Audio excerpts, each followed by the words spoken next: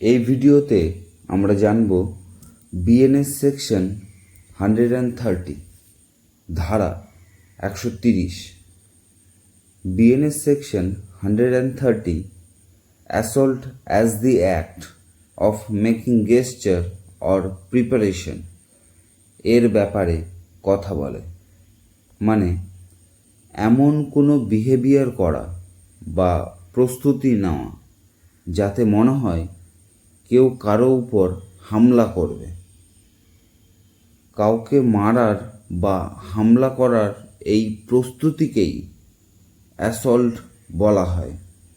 মানে মারেনি, কিন্তু মারার প্রস্তুতি নিয়ে এক ধরনের ভয় দেখাচ্ছে, এবং সামনের ব্যক্তিটি যদি ভয় পেয়ে যায় তখন তাকে অ্যাসল্ট বলা হবে।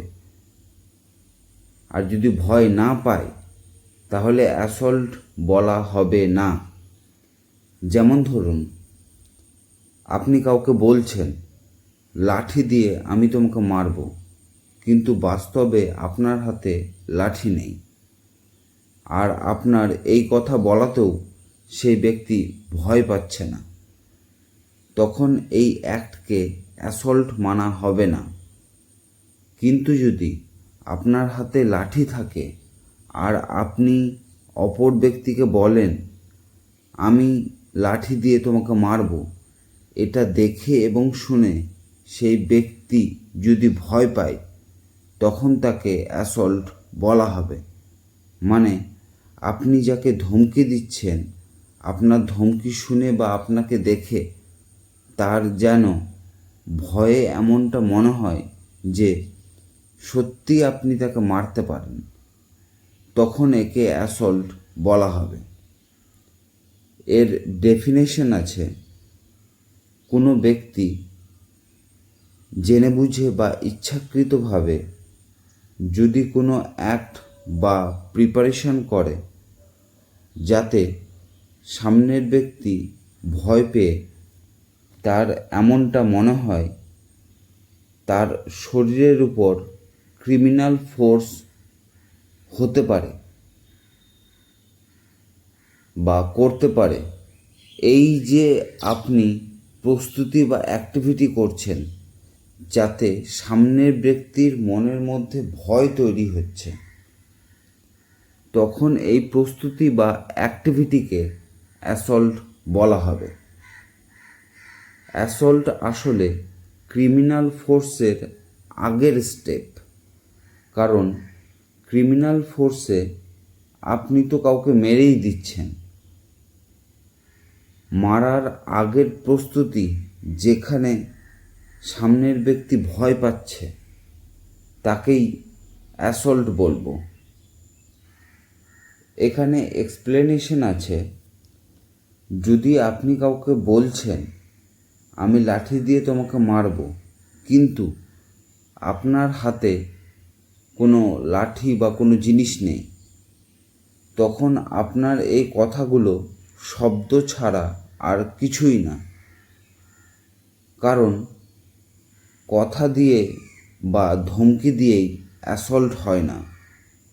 ধমকি দেওয়ার পরে যদি সেই ব্যক্তির মনের মধ্যে ভয় তৈরি হয় বা আপনার গেস্টার বা প্রিপারেশন দেখে তার মনের মধ্যে ভয় তৈরি হয়, তখনই তাকে অ্যাসল্ট বলা হবে।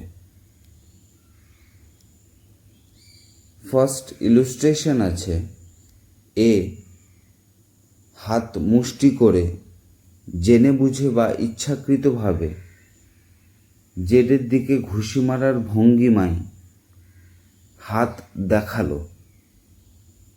এর এই প্রস্তুতি দেখে জেডের মনে ভয় তৈরি হলো যে এ তাকে ঘুষি মারতে পারে, তখন এটি মানা হবে এ অ্যাসল্ট কমিট করেছে।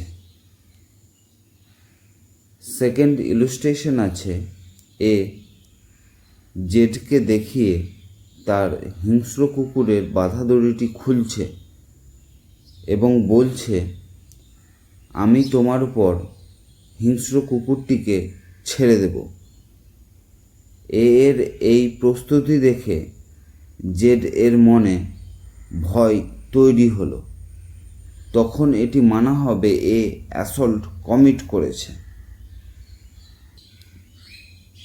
থার্ড ইলাস্ট্রেশন আছে, এ একটি লাঠি তুলে জেডকে বলছে, আমি তোমাকে মারব।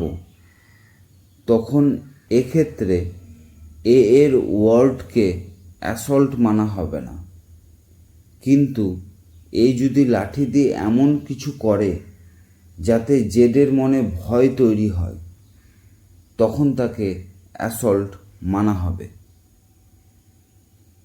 এই ছিল বিএনএস সেকশন 130, যেখানে আমরা অ্যাসল্ট সম্পর্কে জানলাম। আশা করছি বুঝতে পেরেছেন। যদি কোনো কনফিউশন থাকে কমেন্টে জানাবেন।